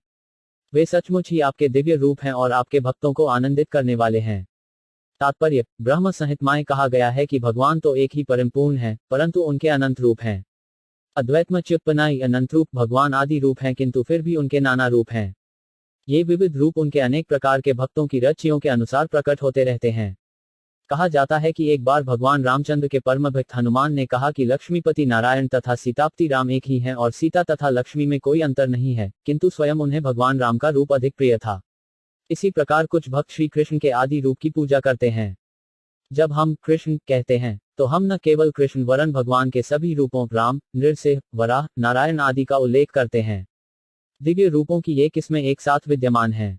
ब्रह्म संहिता में भी इसका उल्लेख है। समाधि यूर्तिषु नाना अवतार, वे पहले से नाना रूपों में विद्यमान हैं, किंतु इनमें से कोई भी रूप भौतिक नहीं है। श्रीधर स्वामी ने टीका की है कि अरूपिण अर्थात रूपविहीन वास्तव में बिना भौतिक रूप के लिए प्रयुक्त है। भगवान के रूप होता है, अन्यथा यहाँ ये क्यों कहा जाता वाय तेभिरूपाणी रूपाणी भृगवंस्तव आपके अपने रूप हैं, किंतु वे भौतिक नहीं हैं। आपके भौतिक दृष्टि से कोई रूप नहीं है, किंतु आध्यात्मिक तात्विक दृष्टि से आप ना रूपों वाले हैं। मायावादी दार्शनिक भगवान के इन दिव्य रूपों को नहीं समझ पाते, अतः निराश होकर वे परमेश्वर को निराकर बताते हैं। किंतु तथ्य यह नहीं है, जब भी कई रूप होता है तो व्यक्ति भी होता है। वैदिक साहित्य में अनेक बार भगवान को पुरुष कहा गया है, जिसका अर्थ है आदि रूप, आदि भोक्ता। निष्कर्ष यह निकला कि भगवान के कोई रूप नहीं होता, फिर भी विभिन्न कोटि के भक्तों की रुचियों के अनुसार वे एक साथ नाना रूपों में विद्यमान रहते हैं, यथा राम, नरसिंह, वराह, नारायण तथा मुकुंद। ऐसे हजारों लाखों रूप हैं, किंतु वे सभी विष्णु तत्व कृष्ण हैं। वहां सूर्भितत्व बुद्ध्याधा सदाभिवादाइन पादपीठम आश्रय वैराग्यशो 5 वबोध वीर्य श्रिया पूर्तमः प्रपये 32 शब्दार्थ है। भगवान आपके चरण कमल ऐसे कोश के समान हैं, जो परम सत्य को जानने के इच्छुक बड़े बड़े ऋषियों मुनियों का सदैव आदर प्राप्त करने वाला है। आप ऐश्वर्य, वैराग्य, दिव्य यज्ञ, ज्ञान, वीर्य और सौंदर्य से ओतप्रोत हैं, अतः मैं आपके चरण कमलों की शरण में हूँ। तात्पर्य, असल में जो परम सत्य की खोज में लगे हैं, उन्हें पूर्ण पुरुषोत्तम भगवान के चरण कमलों की शरण ग्रहण करके उनकी पूजा करनी चाहिए। भगवद गीता में भगवान ने अर्जुन को कई बार सलाह दी कि वह उनकी शरण में आवे। विशेष रूप से 9वें अध्याय के अंत में वे कहते हैं, मना ऐना भव मद भक्त, यदि तुम सिद्ध बनना चाहते हो तो सदैव मेरा स्मरण करो, मेरे भक्त बनो, मेरी ही पूजा करो और मुझी को नमस्कार करो। इस प्रकार तुम मुझ श्री भगवान को जान सकोगे और अंत में मेरे पास, मेरे धाम को वापस आ सकोगे। ऐसा करो है। भगवान सदैव 6 प्रकार के ऐश्वर्यों से युक्त रहते हैं। ये हैं धन, वैराग्य, यश, ज्ञान, वीर्य तथा रूप। पूर्तम शब्द का अर्थ पुनर्तः है। कोई ये दावा नहीं कर सकता कि सारी संपत्ति उसकी अपनी है, किंतु श्री कृष्ण ऐसा कह सकते हैं, कईयों की वे सर्व ऐश्वर्य संपन्न हैं। इसी प्रकार वे ज्ञान, वैराग्य, वीर्य तथा रूप से भी परिपूर्ण हैं। वे प्रत्येक वस्तु से युक्त हैं, उनसे कोई पार नहीं पा सकता। श्री कृष्ण का एक अन्य नाम असमावर्ध है, जिसका अर्थ है कि कोई भी न तो उनके समान है और न बड़ा। पर प्रधान पुरुष महानतम का कभी त्रिवृतलोकपालम आत्मानुभूत्यानुगत प्रणयम स्वच्छंद शक्ति कपिल प्रपद में 33 शब्दार्थ। मैं कपिल के रूप में अवतरित होने वाले पूर्ण पुरुषोत्तम भगवान की शरण लेता हूँ, जो स्वतंत्र रूप से शक्तिमान तथा दिव्य हैं, जो परम पुरुष हैं तथा पदार्थ और काल को मिलाकर सबों के भगवान हैं, जो त्रिगुणमय सभी ब्रह्मांडों के पालन करता है और प्रलय के पश्चात भौतिक प्रपज्ञों को अपने में लीन कर लेते हैं। तात्पर्य, यहाँ पर कर्दम मुनि अपने पुत्र कपिल मुनि को पर्य संबोधित करते हुए 6 ऐश्वर्यों का उल्लेख करते हैं। ये हैं धन, वीर्य, यश, रूप, ज्ञान तथा वैराग्य। परम शब्द श्रीमद् भागवत के प्रारंभ में पर सत्यई पद में श्री भगवान के लिए आया है। परम को व्याख्या उसके बाद आने वाले शब्द प्रधान से भी होती है, जिसका अर्थ है प्रमुख, मूल, प्रत्येक वस्तु का स्रोत, सर्वकारण कारणम, सभी कारणों का कारण। श्री भगवान अरूप नहीं है, वे पुरुष या भोक्ता हैं। वे काल तत्व हैं और सर्वज्ञाता हैं।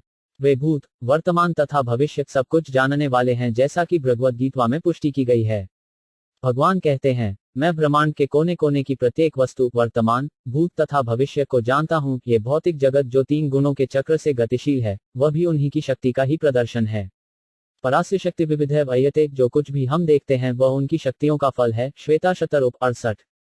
परस्य ब्राह्मण शक्तिभेदम अखिल जगत, यह विष्णु पुराण की उक्ति है। हम समझ सकते हैं कि हम जो कुछ भी देखते हैं वह 3 गुणों का योगायोग है, किंतु वास्तव में ये भगवान की शक्ति का फल है। लोकपालम, वे वास्तव में समस्त जीवात्माओं के पालन करता है। नित्यो नित्यानायक, वे समस्त जीवात्माओं के अगुआ हैं। वे एक हैं, किंतु अनेकानेक जीवात्माओं का पालन करने वाले हैं। ईश्वर समस्त जीवों का पालन करते हैं, किंतु कोई भी ईश्वर का पालन नहीं कर सकता। यह उनकी स्वच्छंद शक्ति है, वे अन्यों पर आश्रित नहीं हैं। कोई कितना ही अपने को स्वच्छंद क्यों न कहे, फिर भी अपने से बड़े किसी न किसी के अधीन रहता है। किंतु भगवान परम पूर्ण है, न तो कोई उनसे बड़ा है, न उनके समान। चूंकि कपिल मुनि कर्दम मुनि के पुत्र के रूप में प्रकट हुए, किंतु कपिल श्री भगवान के अवतार थे, अतः कर्दम मुनि ने शरणागत होकर उन्हें सादर नमस्कार किया। इस श्लोक का अन्य महत्वपूर्ण शब्द आत्मानुभूत्यानुक्त प्रणश्यम है। भगवान कपिल, राम, नरसिंह, वराह रूपों में से किसी एक में अवतरित होते हैं और इस संसार में वे जो भी रूप धारण करते हैं वह उनकी आत्मीय अंतरंगा शक्ति का प्राकट्य होता है। ये भौतिक शक्ति के कोई रूप नहीं होते। इस संसार में प्रकट होने वाली सामान्य जीवात्माएं भौतिक शक्ति द्वारा उत्पन्न शरीर हैं, किंतु जब कृष्ण या उनका कोई एक विस्तार या भिन्नांश इस संसार में अवतार लेता है, तो ऐसा प्रतीत होता है कि वह भौतिक शरीर से युक्त है, किंतु उसका यह शरीर भौतिक नहीं होता।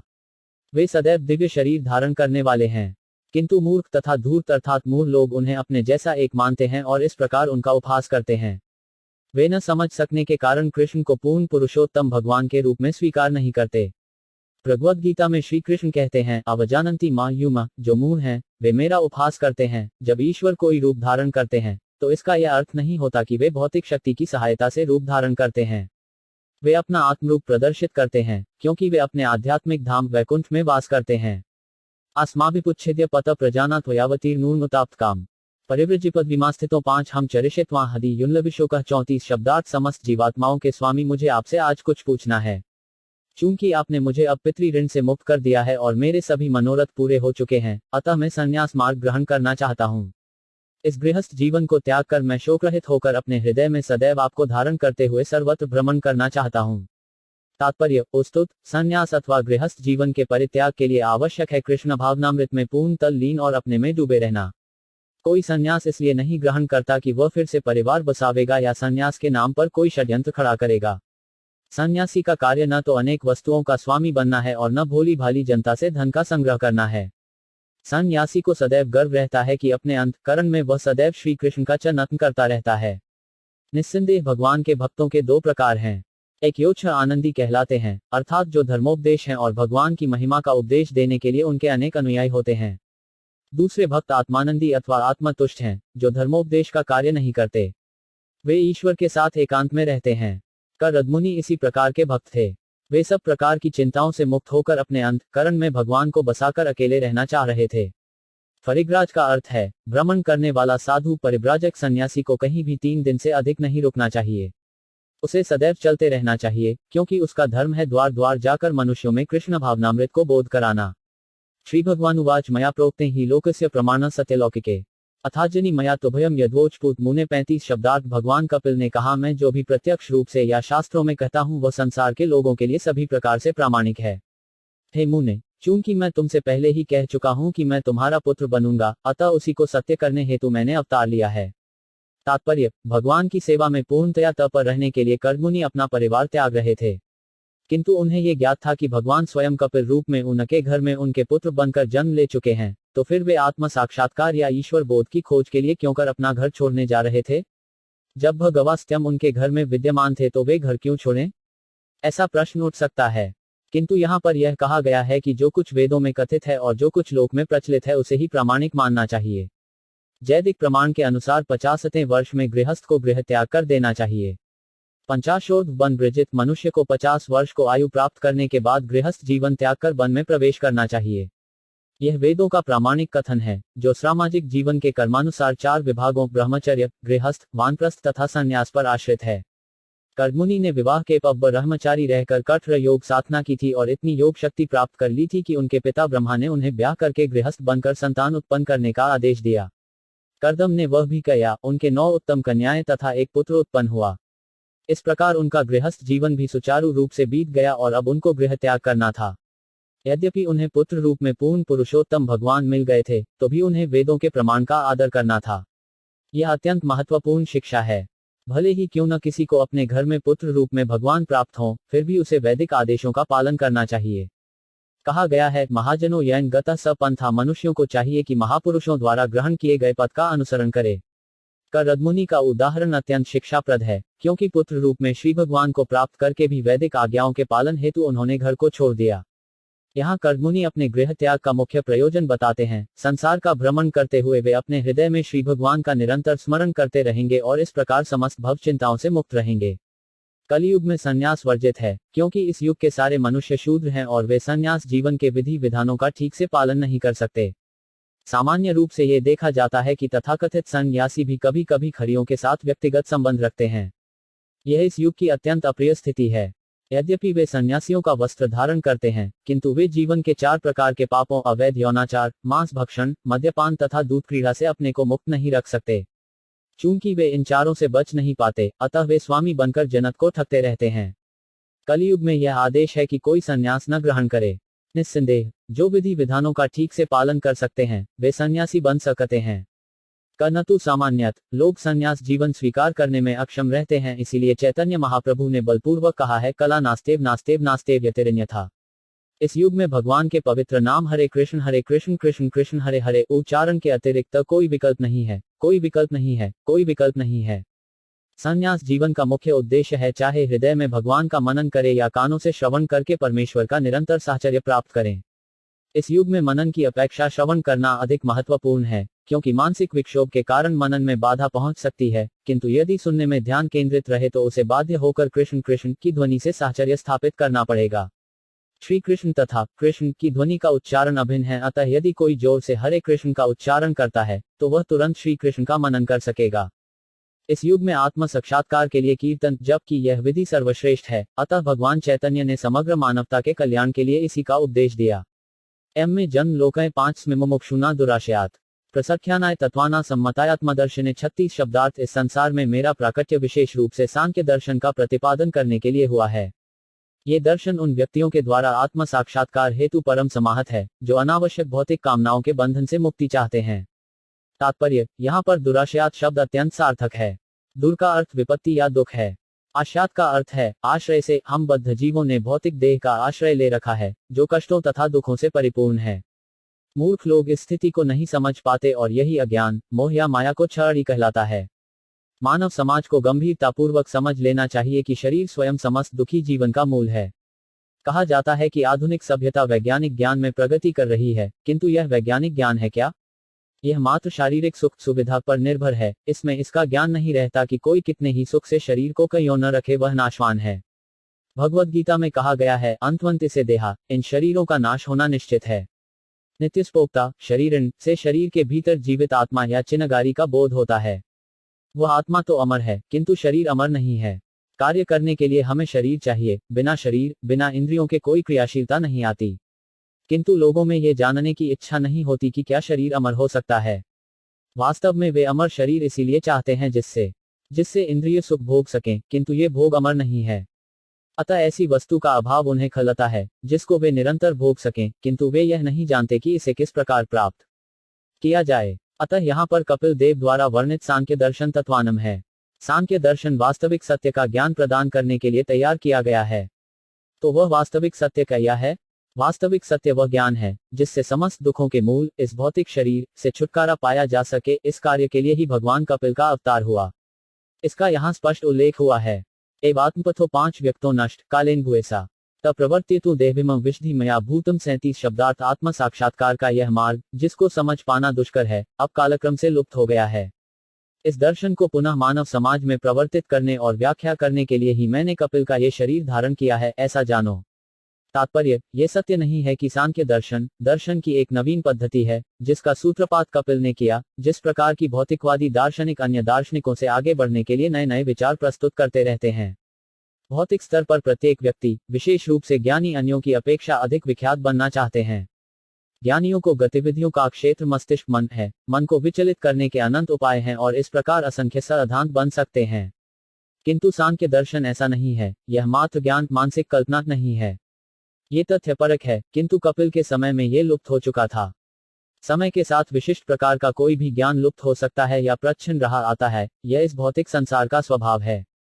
भगवद्गीता में श्री कृष्ण ने भी ऐसा ही कहा है, सकालिने महता योगो नष्ट। कालक्रम में भगवद्गीता में वर्णित योग पद्धति लुप्त हो गई। ये शिष्य परंपरा से चली आ रही थी, किंतु कालक्रम में ये खो गई। काल इतना प्रबल है कि काल से साथ प्रत्येक वस्तु नष्ट अथवा लुप्त हो जाती है। भगवद गीता की योग पद्धति श्री कृष्ण तथा अर्जुन के मिलाप के पूर्व लुप्त हो चली थी। इसीलिए श्री कृष्ण ने उसी प्राचीन योग पद्धति को अर्जुन के समक्ष प्रतिपादित किया, जो वास्तव में भगवद गीता को समझ सकता था। इसी प्रकार कपिल ने भी कहा कि वे सांख्य दर्शन पद्धति का नए सिरे से प्रवर्तन नहीं करने जा रहे। ये तो पहले से प्रचलित थी और कालक्रम में विलुप्त हो गई, अतः वे उसको पुनः चालू करने के लिए उत्पन्न हुए हैं। भगवान के अवतार लेने का ये प्रयोजन है। यदा यदा ही धर्मस्य ग्लानिर्भवति भारत। धर्म का अर्थ है जीवात्मा का वास्तविक कार्य। जब जीवात्मा के सनातन कार्य में गड़बड़ी आती है, तो भगवान अवतरित होते हैं और जीवन के वास्तविक कार्य का पुनः संचालन करते हैं। ऐसी तथाकथित धार्मिक पद्धति जो भक्ति के पथ पर नहीं चलती, वह अधर्म संस्थापन कहलाती है। जब लोग भगवान के साथ अपने सनातन संबंध को भूलकर अन्य कार्य में लग जाते हैं, तो उनका यह व्यापार अधर्म कहलाता है।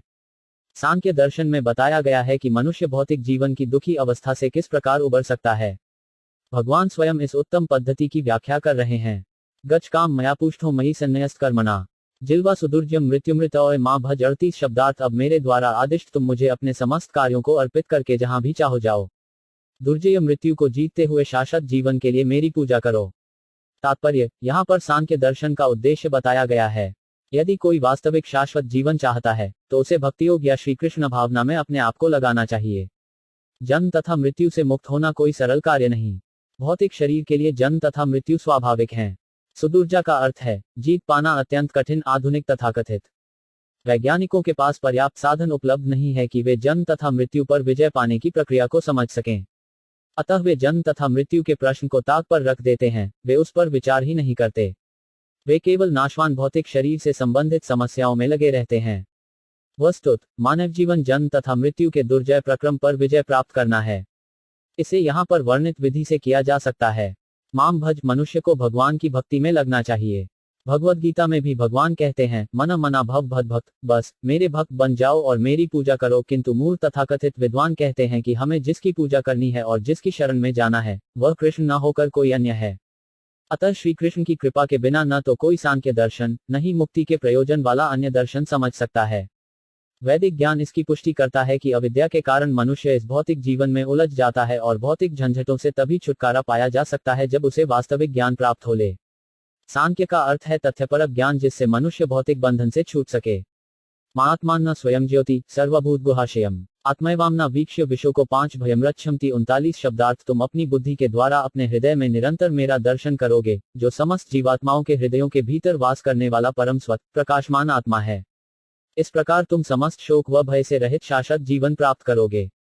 तात्पर्य, सभी मनुष्य परम सत्य को अनेक प्रकार से समझने के लिए इच्छुक रहते हैं, यथा ब्रह्मज्योति का अनुभव करके, ध्यान द्वारा अथवा चिंतन द्वारा। किंतु कपिलदेव माम शब्द का प्रयोग बल देने के लिए करते हैं कि परमेश्वर परम सत्य की अंतिम स्थिति है। भयवद्गीता में श्री भगवान सदैव मामू मुझको का प्रयोग करते हैं, किंतु दुष्ट लोग इसका दूसरा अर्थ लगाते हैं। माम श्री भगवान ही हैं। यदि कोई श्री भगवान को जिस रूप में वे विभिन्न अवतारों में प्रकट होते हैं देख सके और यह समझ सके कि उन्होंने भौतिक देह नहीं धारण की वरन वे अपने नित्य आत्म रूप में उपस्थित रहते हैं, तो वही श्री भगवान के स्वभाव को समझ सकता है। चूंकि अल्पज्ञानी इस बात को नहीं समझ पाते, इसीलिए इस पर बार बार बल दिया गया है।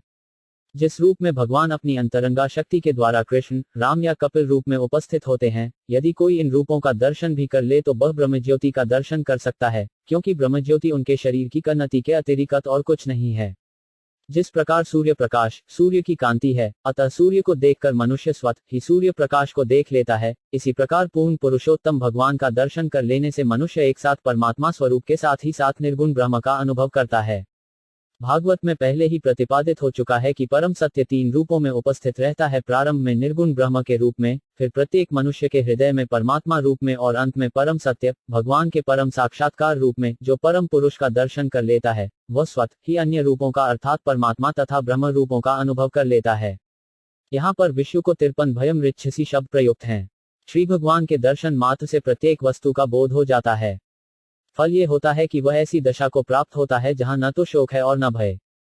श्री भगवान की भक्ति के द्वारा ही इसे प्राप्त किया जा सकता है।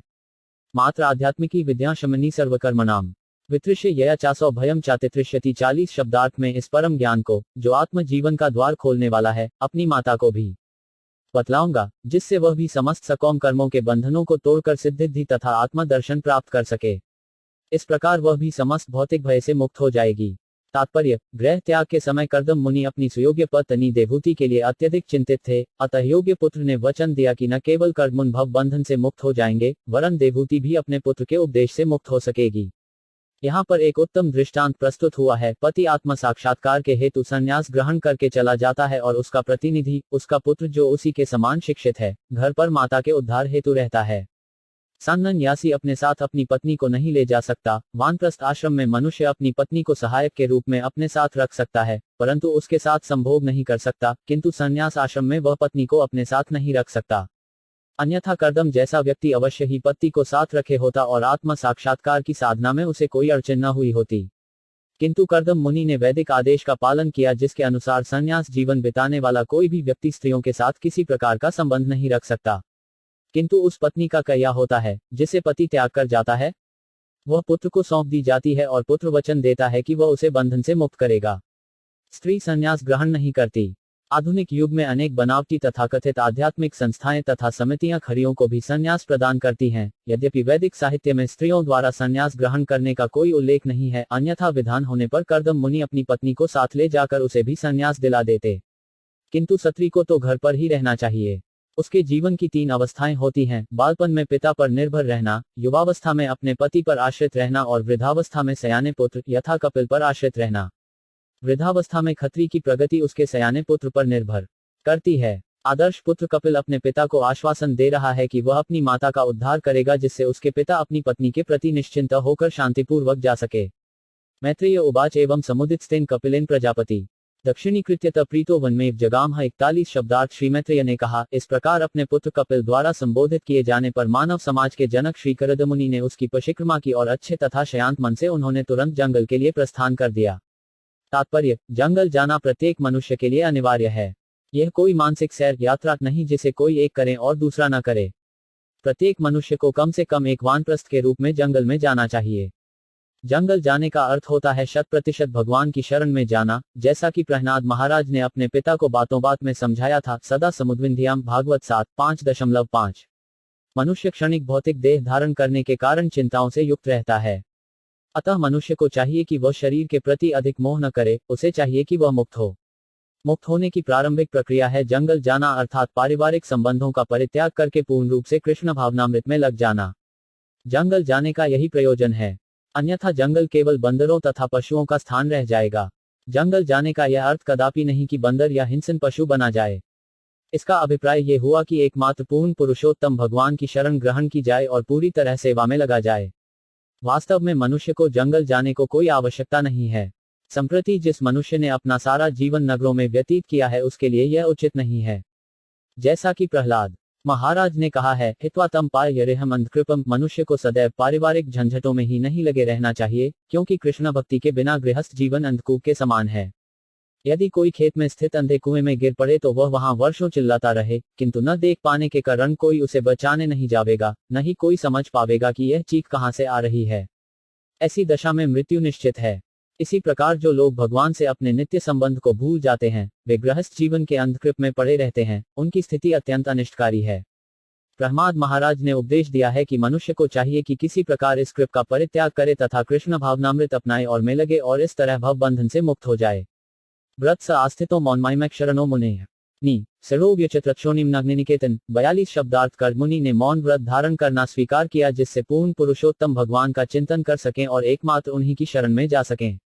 बिना किसी संगी के वे सन्यासी रूप में पृथ्वी भर में भ्रमण करने लगे। अग्नि अथवा आश्रय से उनका कोई संबंध न रहा।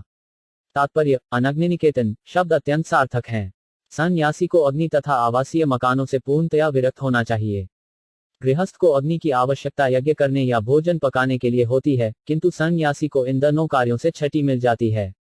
कृष्ण भावनामृत में लगे रहने के कारण सन्यासी को न तो भोजन पकाना पड़ता है, न ही यज्ञ करना होता है, क्योंकि वह पहले ही समस्त धार्मिक अनुष्ठान पूरा कर चुका होता है। अनिकेतन का अर्थ है बिना किसी आवास के उसके पास अपना मकान नहीं होना चाहिए, वरन उसे अपने भोजन तथा आवास के लिए पूर्णतः भगवान पर आश्रित रहना चाहिए। उसे भ्रमण करना चाहिए। मौन का अर्थ है चुप्पी। जब तक मनुष्य चुप मौन नहीं रहता, तब तक वह भगवान की लीलाओं के विषय में पूरी तरह सोच नहीं पाता। इसका यह अर्थ नहीं है कि मूर्ख होने तथा न बोल सकने के कारण मौन व्रत लिया जाता है, अपितु मनुष्य को मौन धारण करना पड़ता है, जिससे लोग उसे तंग न कर सकें। चाणक्य पंडित ने कहा है कि धूर्त जब तक बलता नहीं अत्यंत बुद्धिमान प्रतीत होता है। बोलना ही असली परीक्षा है। निर्गुणिया स्वामी का तथाकथित मौन ये बताता है कि उसके पास कहने को कुछ नहीं है, वह केवल भीख मांगना चाहता है।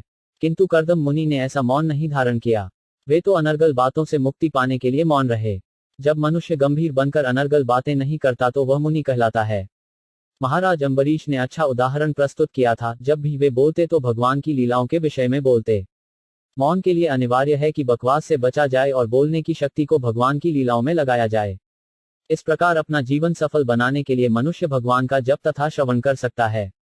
व्रतम का अभिप्राय है संकल्प करना, जैसा कि भगवद गीता में बताया गया है, अमानित्वम अदम्भित्वम, अपने सम्मान की परवाह किए बिना तथा अपने पद का गर्व किए बिना। अहिंसा का अर्थ है हिंसक न बनना। ज्ञान तथा सिद्धि प्राप्त करने की 18 विधियां हैं और कर्दमुनि ने व्रत के द्वारा आत्म साक्षात्कार के सिद्धांतों को ग्रहण किया। मनो ब्रह्मणि युज्ञानो यतत्सत् सत् परम। गुणाभ्यासे विगुण एक अभक्त्यानुभाविते 43 शब्दार्थ उन्होंने अपना मन पर ब्रह्मपूर्ण पुरुषोत्तम भगवान में स्थिर कर दिया जो कार्य कारण से परे हैं, जो तीनों गुणों को प्रकट करने वाले हैं किंतु उन तीनों गुणों से अतीत हैं और जो केवल अटूट भक्तियों के द्वारा देखे जा सकते हैं। तात्पर्य, जहां भी भक्ति होगी वहां भक्त, भक्ति तथा भगवान तीनों बातें अनिवार्यतः होंगी। भक्त, भक्ति एवं भगवान इन तीनों के बिना भक्ति शब्द निरर्थक है। कर्दम मुनि ने अपने मन को परब्रह्म में स्थिर करके भक्ति के द्वारा आत्मदर्शन प्राप्त किया।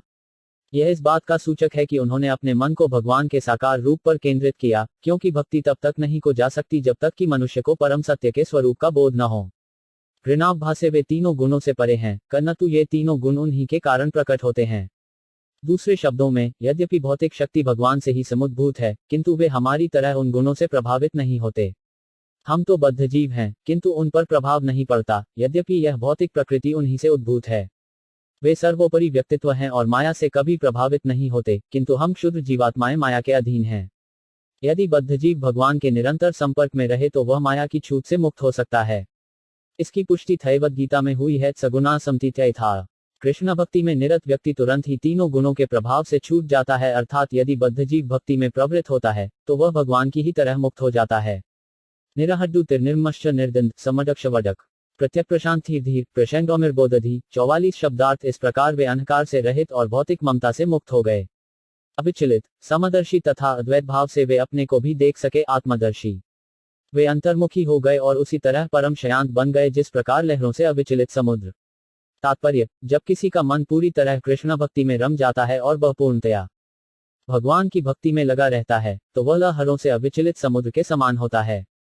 भगवद गीता में भी यही उदाहरण दिया गया है। मनुष्य को समुद्र को भांति बनना चाहिए। समुद्र में लाखों नदियां आ मिलती हैं, हजारों टन जल भाप बनकर बादल बनता है, फिर भी समुद्र विचलित रहता है। प्रकृति अपना काम करती रहे, किंतु यदि कोई भगवान के चरण कमलों की भक्ति में स्थिर हो चुका है तो वह विचलित नहीं होता, वह तो अंतर्मुखी हो जाता है। वह बाह्य प्रकृति को नहीं देखता, वह अपनी सत्ता की आत्मा प्रकृति को देखता है। वह शांत भाव से भगवान की सेवा में लगा रहता है। इस प्रकार वह आत्म दर्शन कर लेता है। ऐसा परम भक्त कभी अन्यों से उलझता नहीं, क्योंकि वह सबों को आत्मज्ञान के आसन पद से देखता है। वह अपने को तथा अन्यों को वास्तविक रूप में देखता है। वासुदेव में भगवती सर्वज्ञ प्रत्यगात्मनि परेण भक्तिभावन लब्धात्मा मुक्त बंधन 45 शब्दार्थ इस प्रकार वे बद्ध जीवन से मुक्त हो गए और प्रत्येक व्यक्ति के भीतर स्थित सर्वज्ञ परमात्मा श्री भगवान वासुदेव की दिव्य सेवा में तल्लीन हो गए। तात्पर्य, जब कोई भगवान की दिव्य भक्ति में लग जाता है तो वह जान लेता है कि वह परमेश्वर वासुदेव का निरंतर दास है। आत्म साक्षात्कार का यह अर्थ नहीं है कि परमात्मा तथा व्यष्टि आत्मा दोनों ही आत्माएं होने के कारण वे सभी प्रकार से समान हैं। व्यष्टि आत्मा के बद्ध होने को संभावना रहती है, किंतु परम आत्मा कभी बद्ध नहीं होता। जब बद्ध आत्मा को यह बोध हो जाता है कि वह परम आत्मा के अधीन है तो उसकी यह स्थिति लब्धात्या आत्म साक्षात्कार अथवा मुक्त बंधन अर्थात भौतिक कल्मश से मुक्ति कहलाती है। भौतिक कल्पश तब तक बना रहता है जब तक वह अपने को परमेश्वर के समान मानता रहता है। यह अवस्था माया का अंतिम जाल है। माया सदैव बद्ध जीव को प्रभावित करती है। यदि पर्याप्त चिंतन तथा मनन के बाद भी कोई अपने को परमेश्वर से अभिन्न मानता है तो यही समझना चाहिए कि वह माया के जाल में है। परेण शब्द अत्यंत सार्थक है। पर का अर्थ है दिव्य, भौतिक कल्मश से अप्रभावित। अपने को भगवा का नित्य दास समझना फ्याथक्ति कहलाती है। यदि मनुष्य का भौतिक वस्तुओं से लगाव रहता है और वह किसी लाभवश भक्ति करता है तो यह विद्या भक्ति कल्मषयुक्त भक्ति कहलाती है। पराभक्ति के निष्पादन से ही वास्तव में मुक्त हुआ जा सकता है। यहाँ पर अन्य शब्द सर्वज्ञ का उल्लेख हुआ है। प्रत्येक हृदय में स्थित परमात्मा सब कुछ जानता है। मुझे शरीर परिवर्तन के कारण विगत कर्मों का विस्मरण हो सकता है, किंतु परमेश्वर परमात्मा रूप में मेरे भीतर स्थित है, अतः वह सब कुछ जानता है। फलत मुझे पूर्व कर्मों का फल मिलता है। मैं भूल सकता हूँ, कर्नतु भगवान मरे वजन के सुकर्मों या दर्श कर्मों के अनुसार मुझे सुख या दुख प्रदान करते हैं। मनुष्य को यह नहीं सोचना चाहिए कि चूंकि उसे गत जीवन के कर्मों का स्मरण नहीं है अतः वह बंधन से मुक्त हो गया। बंधन तो होंगे ही, किंतु किस प्रकार के होंगे इसका निर्णय परमात्मा द्वारा होगा जो उनका साक्षी है। आत्मान्न सर्वभूतेषु भगवन्तमवस्थितम् अपेयत् सर्वभूतानि भगवत्यपि चात्मनि 46 शब्दार्थ उन्हें दिखाई पड़ने लगा कि सबों के हृदय में श्री भगवान स्थित हैं और प्रत्येक जीव उनमें स्थित है, क्योंकि वे प्रत्येक के परमात्मा हैं। तात्पर्य, प्रत्येक प्राणी श्री भगवान में स्थित है, इसका यह अर्थ कदापि नहीं है कि प्रत्येक प्राणी भी भगवान है। भगवद गीता में भी इसको व्याख्या की गई है, परमेश्वर पर सभी वस्तुएं आश्रित हैं, किंतु इसका अर्थ ये भी नहीं है कि परमेश्वर सर्वत्र है। इस रहस्य को महान भक्त ही समझ सकते हैं। भक्त भी तीन प्रकार के होते हैं, नवदीक्षित भक्त, मध्यम कोटि के भक्त तथा महान भक्त। नवदीक्षित भक्त भक्ति विज्ञान की युक्तियों को नहीं समझता, वह केवल मंदिर जाकर श्री विग्रह की सेवा करता है। मध्यम कोटि का भक्त यह समझता है कि ईश्वर कौन है, भक्त कौन है, कौन अभक्त है, कौन निर्दोष है। वह इन सबके साथ भिन्न प्रकार से आचरण करता है। किंतु जो व्यक्ति प्रत्येक व्यक्ति के हृदय में परमात्मा का दर्शन पाता है और जानता है कि प्रत्येक वस्तु परमेश्वर को दिव्य शक्ति पर आश्रित है, वह उच्चतम भक्तिपद को प्राप्त होता है। उच्छादृष्विहीनन सर्वत्र समचेत स भगवत भक्ति युक्तेन प्राप्ता भागवती गति। 47 शब्दार्थ वे समस्त द्वेष तथा इच्छा से रहित अकल्मष भक्ति करने के कारण समदर्शों होने से अंत में भगवान धाम को प्राप्त हुए। तात्पर्य, जैसा कि भगवद गीता में कहा गया है, केवल भगवत भक्ति से ही भगवान की दिव्य प्रकृति को समझा जा सकता है और उन्हें समझ लेने पर भगवान के धाम में प्रवेश किया जा सकता है। भगवान के धाम में प्रवेश करने की प्रक्रिया त्रिपाद श्रुति गति अथवा भगवान के परम धाम को जाना है, जिससे मनुष्य के जीवन का परम लक्ष्य सिद्ध हो जाता है। कर्दम मुनि ने अपने पूर्ण भक्ति ज्ञान से तथा सेवा से परम लक्ष्य को प्राप्त किया, जो भागवती गति कहलाती है। इस प्रकार श्रीमद् भागवत के तृतीय स्कंध के अन्वय कर्दम मुनि का वैयारा नायक 24वें अध्याय के भक्ति वेदांत तात्पर्य पूर्ण हुए।